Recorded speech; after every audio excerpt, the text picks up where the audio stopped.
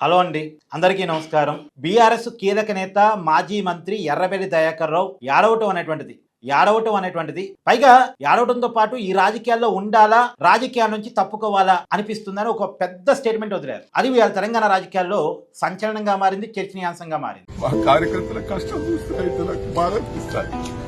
ప్రజలైతే కార్యకర్తలు 2 రోజుల బట్టి భోజనం లేకుండా 10,000 మంది కార్యకర్తలు వచ్చి రాత్రి వాళ్ళు కష్టపడ్డారు నా కోసం. నేను ఏం చెప్పాలి, ఏంటైతే చెప్పాలి. ఇప్పుడు ఎర్రబెల్లి దయాకర్ రావు చిన్న నాయకుడు అయితే మనం వీడియో చేయాల్సిన అవసరం లేదు, మాట్లాడుకోవాల్సిన అవసరం లేదు. కానీ ఆయన చిన్న నాయకుడు కాదు. ఉమ్మడి రాష్ట్రంలోనే తెలంగాణ, ఆంధ్రప్రదేశ్ కలిసి ఉన్నప్పుడే ఉమ్మడి వరంగల్ జిల్లాకు సంబంధించి టీడీపీ పార్టీలో పెద్ద నాయకుడు ఎర్రబెల్లి దయాకర్ రావు, కడియం శ్రీహరి తెలుగుదేశం పార్టీలో చాలా పెద్ద నాయకులు ఉమ్మడి రాష్ట్రం నుంచే. సరే, తెలంగాణ వచ్చాక మారిన రాజకీయ పరిస్థితుల్లో టీఆర్ఎస్ పార్టీ వైపు ఎర్రబెల్లి దయాకర్ రావు వెళ్ళారు. టీఆర్ఎస్ పార్టీలో కూడా కీలక నేతగా మారారు.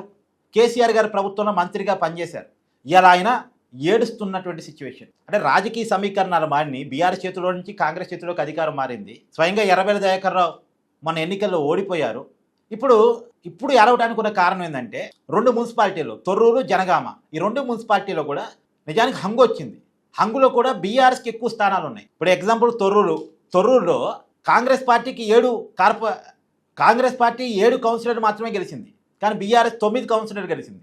అంటే కాంగ్రెస్ పార్టీ కంటే 2 కౌన్సిలర్లు బీఆర్ఎస్ పార్టీకి ఎక్కువ ఉన్నాయి. కానీ మున్సిపల్ చైర్మన్ ఎన్నిక జరిగే పార్టీకి అక్కడ లోకల్ సిట్టింగ్ ఎమ్మెల్యే పాలకుర్తి నియోజకవర్గం కిందకి తొర్రూరు వస్తుంది. ఆ పాలకుర్తి ఎమ్మెల్యే యశస్విని రెడ్డి గారికి కోఆప్షన్ కింద ఓటు హక్కు ఉంది. అలాగే Warangal MP, sitting MP Kadiyam Srihari గారి కూతురు కడియం దివ్య గారికి కూడా కోఆప్షన్ సభ్యురాల కింద ఓటు హక్కు. వాళ్ళిద్దరు ఓట్లు కాంగ్రెస్ వైపు రావటం వల్ల, అంటే అధికార పార్టీ ఎమ్మెల్యే, ఎంపీ కాబట్టి అధికార పార్టీకి ఓటేసుకున్నారు వాళ్ళు. కాంగ్రెస్ ఓటేసుకున్నారు. ఆ కాంగ్రెస్ 7 కౌన్సిలర్ల ఓట్లకు తోడు ఈ 2 ఓట్లు ఉండటం ఫలితంగా మొత్తం 9 అయినాయి. కాంగ్రెస్ పార్టీకి 9 ఓట్లు అయినాయి, బీఆర్ఎస్ పార్టీకి 9 సీట్లు ఉన్నాయి ఆల్రెడీ కౌన్సిలర్. ఇప్పుడు టై కావటం వల్ల లాటరీ తీశారు. లాటరీ తీస్తే కాంగ్రెస్కి మున్సిపల్ చైర్మన్ పదవి పోయింది. అంటే గెలిచింది మేము, ఎక్కువ స్థానాలు వచ్చింది మాకు, కానీ కాంగ్రెస్ పదవిని తన్నుకొని పోయింది అనేది ఎర్రబెల్లి దయాకర్ రావు గారు ఆయన ఏడవటానికి ఉన్న కారణం అది. మా కార్యకర్తలు తిండి తిప్పలు మానేసి అధికార పార్టీని ఎదిరించి ఎన్ని ఇబ్బందులు పెట్టినా ఎదుర్కొని ప్రజల్లోకి వెళ్ళి గెలిచినప్పటికీ కూడా మున్సిపల్ చైర్మన్కి వచ్చేసరికి మాకు రాకుండా పోయింది. ఇది ఎర్రబెల్లి దయాకర్ రావు గారు చెప్తున్న మాట. కాకపోతే ఎర్రబెల్లి దయాకర్ రావు గారు రాజకీయ ప్రత్యర్థులు ఏం చెప్తున్నారు? నువ్వు నేర్పిన విద్య నీరజాక్ష, నువ్వు గతంలో అక్కడ సిట్టింగ్ ఎమ్మెల్యేగా ఉన్నటువంటి యశస్విని రెడ్డిని ఇబ్బంది పెట్టలేదా? వాళ్ళ కుటుంబాన్ని ఇబ్బంది పెట్టలేదా? ఆడపిల్లల్ని ఏడిపించలేదా? నువ్వు ఏడిపించావు కాబట్టి ఆ ఏడుపు నీకు ఎదురైంది అనేది ఎర్రబెల్లి దయాకర్ రావు గారు రాజకీయ ప్రత్యర్థులు చేస్తున్న విమర్శ. కానీ ఎర్రబెల్లి దయాకర్ రావు గారు చాలా సీనియర్ రాజకీయ నాయకులు. ఆయన ఏడవటం అనేటువంటిది ఒక నిజంగా మాట్లాడుకోవాల్సినటువంటి పాయింట్.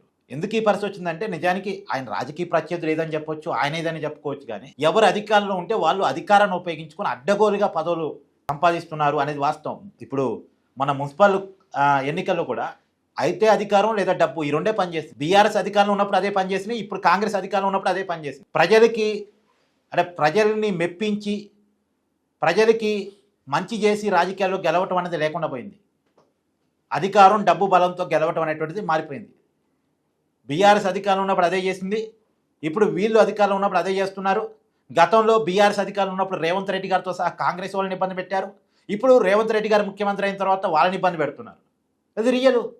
ఏదేమైనా రాజకీయాల్లో బాధాకరం. కాకపోతే మనం ఆ నియోజకవర్గానికి పరిమితమై ఈ ఇష్యూని మాత్రమే మాట్లాడుకున్నప్పుడు అక్కడ లోకల్ ఎమ్మెల్యేగా ఉన్నటువంటి యశస్విని రెడ్డి గారి మీద వ్యతిరేకత తీవ్రంగా ఉంది. నిజానికి ఇక్కడ అధికార పార్టీ అధికారం చేతిలో ఉంది, అన్నీ అనుకూలంగా ఉన్నప్పటికీ కాంగ్రెస్ పార్టీ 7 ఎందుకు గెలిచింది తొర్రూరులో? ఇప్పుడు మున్సిపల్ చైర్మన్ పదవి వచ్చిందని తప్పట్టు కొట్టుకుని కాంగ్రెస్ ఆనందపడితే కుదరదు. అవతలోడు ఏడుస్తున్నాడు కదా అని ఆనందపడితే కుదరదు. ఇక్కడ కాంగ్రెస్ పార్టీ తనకు తానే రివ్యూ చేసుకోవాలి. యశస్విని రెడ్డి మీద తీవ్రమైన వ్యతిరేకత ఉంది.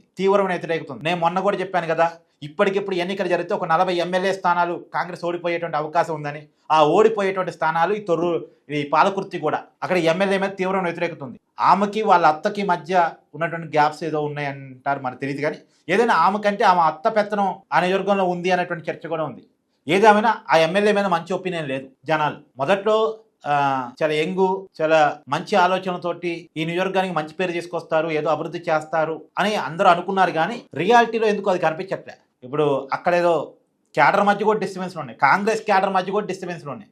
దాన్ని ఆమె రివ్యూ చేసుకోగలగాలి. అంటే ఇంకా ఎన్నికలే టైం ఉంది కాబట్టి ఇప్పుడు ఈ మున్సిపల్ ఎన్నికల ఫలితాలు ప్రజలు నాకెందుకు వ్యతిరేకంగా తీర్పిచ్చారు అన్న దానికి కనుక ఆమె సమీక్ష చేసుకోగలిగితే ఆమె రాజకీయ భవిష్యత్తును ఆమె మార్చుకున్నది అవుతుంది. సోషల్ మీడియా టీంను పెట్టుకొని సొంత ప్రమోషన్ చేసుకొని 4 ఫేస్బుక్ పేజీలు 4 ఇన్స్టాగ్రామ్ పేజీలు పెట్టుకొని దాంట్లో అనుకూల వార్తలు వేసుకొని వాట్సాప్ గ్రూపుల్లో వాటిని ఫార్వర్డ్ చేసి సొంత కామెంట్స్ చూసుకొని సొంత వాళ్ళ కామెంట్స్ చూసుకొని ఆనందపడితే ఆనందం ఎక్కువ కాలం నిలవదు.